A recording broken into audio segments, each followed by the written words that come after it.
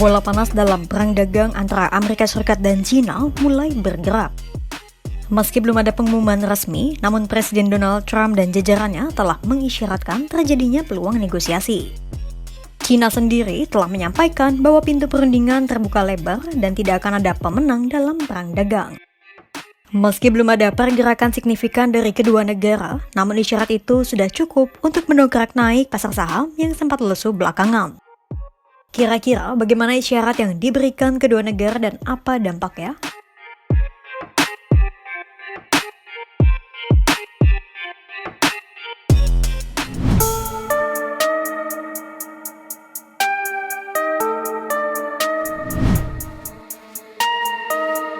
Dalam sebuah wawancara di Gedung Putih pada Rabu 23 April 2025, Trump mengakui bahwa biaya masuk impor sebesar 145% bagi China sangatlah tinggi. Itulah mengapa Trump menyebut angka tersebut bisa saja turun secara substansial meski tidak sampai 0% juga. No, I haven't brought it down. I haven't brought it still 145. I haven't brought it down. I said it's a high tariff. It is a high tariff, but I haven't brought it down. It basically means China's not doing any business with us, essentially, because it's a very high number. So when you add that to the price of a product, a lot of those products aren't going to sell.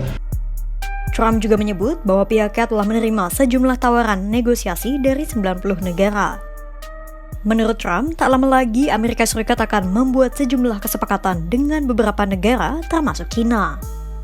Trump mengakui bahwa banyak kerjasama yang terjalin antara Amerika Serikat dan China. Itulah mengapa ia menyebut Amerika Serikat akan bertindak adil terhadap China selaku rival sekaligus mitra terbesar Washington. Bisa jadi akan ada kesepakatan khusus yang terbangun antara Amerika Serikat dan China. Meski demikian, Trump menginginkan agar China lah yang bergerak mengoper bola alias mengajukan kesepakatan kepada Amerika Serikat. And in the end, I think what's going to happen is we're going to have great deals. And by the way, if we don't have a deal with a company or a country, we're going to set the tariff. We just set the tariff. It's something that we think that will happen, I'd say, over the next couple of weeks. Wouldn't you say? I think so. Over the next 2-3 weeks, we'll be setting the number. And we're going to pick, could be for China too, could be for China. We're dealing with almost all of them. Too many to fully deal with, but we're going to be fair to them. But we're dealing with a lot of countries right now, and could be with China, but maybe we'll make a special, a deal.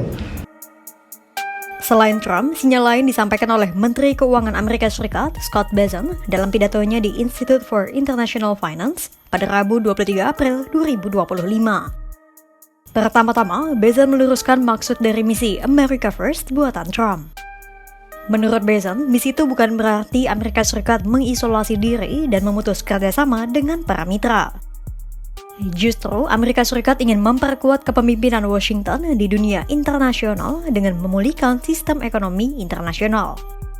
Menurut Bessent, status quo dalam perang dagang antara Amerika Serikat dan China tidak akan berlanjut. Bessent menyebut Amerika Serikat akan mencapai keseimbangan dalam hubungan kerjasama dengan China. President Trump has taken strong actions to address these imbalances and the negative impacts they have on Americans. The status quo of large and persistent imbalances is not sustainable. It is not sustainable for the United States, and ultimately, it is not sustainable for other economies. Now, I know sustainability is a popular term around here, but I'm not talking about climate change or carbon footprints. I'm talking about economic and financial stability, the kind of sustainability that raises standards of living and keeps markets afloat. Tak hanya Amerika Serikat, China pun memberikan sinyal yang sama.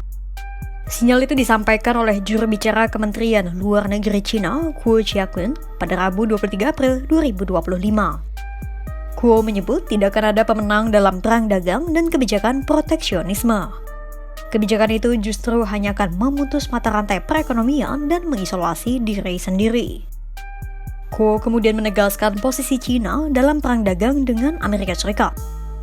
Menurutku, China siap dan tidak takut untuk berperang sampai akhir dengan Amerika Serikat jika situasi memaksa Beijing. Namun di lain sisi, China juga selalu membuka pintu lebar-lebar pintu perundingan dengan Amerika Serikat. Yang penting, negosiasi harus dilakukan berlandaskan kesetaraan, rasa hormat, dan saling menguntungkan.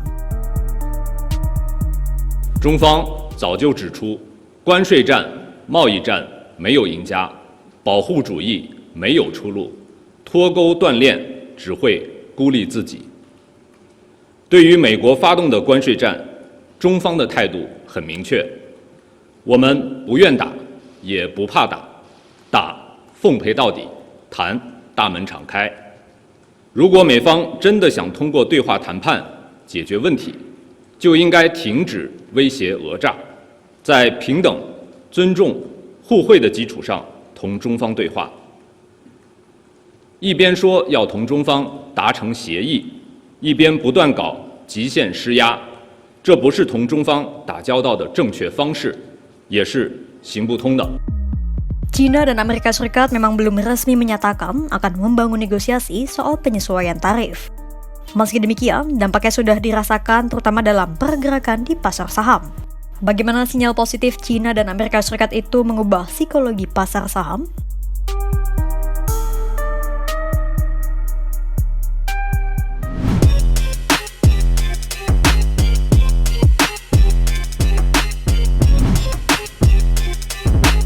Sejak Trump mengobarkan perang dagang dengan China, pasar saham terus rontok.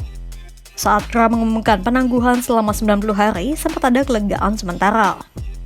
Meski demikian, penangguhan itu tak kunjung membuat kondisi pasar membaik dan justru semakin tertekan. Grafik terus menunjukkan tren bearish termasuk pasar saham Indonesia.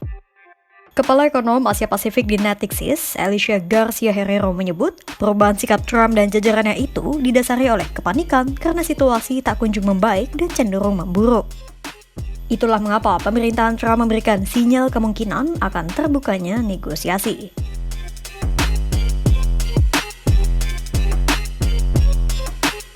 Perubahan sikap itu langsung menimbulkan optimisme di pasar saham dan tren mulai menunjukkan bullish. Setelah Trump dan Bezan memberikan sinyal negosiasi dengan China, indeks saham S&P 500 langsung naik 2,5%. Indeks spot dolar Bloomberg juga mulai naik 0,6% pada Senin 21 April 2025 setelah merosot ke level terendah sejak 2023. Kemudian di Hong Kong, sejumlah saham perusahaan Cina menutup transaksi lebih tinggi 2,1% dari sesi pembukaan pada Rabu 23 April 2025. Optimisme juga mulai terasa di pasar saham Indonesia, terutama emiten bank plat merah maupun bank swasta. Bahkan, tren positif pun juga turut terjadi pada pasar kripto usai Bitcoin tiba-tiba melonjak menyentuh angka sekitar 93.000 pada Rabu 23 April 2025.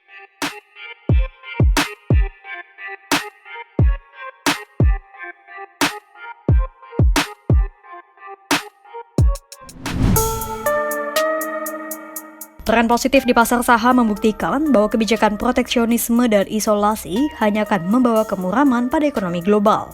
Itulah mengapa perubahan sikap mulai ditunjukkan Amerika Serikat dan China. Keduanya sama-sama memberikan sinyal akan memulai negosiasi untuk mengatur ulang kebijakan moneter di antara keduanya. Kira-kira kesepakatan apa yang akan dicapai Amerika Serikat dan China ke depannya? Simak terus perkembangannya hanya di kanal YouTube Kompas.com.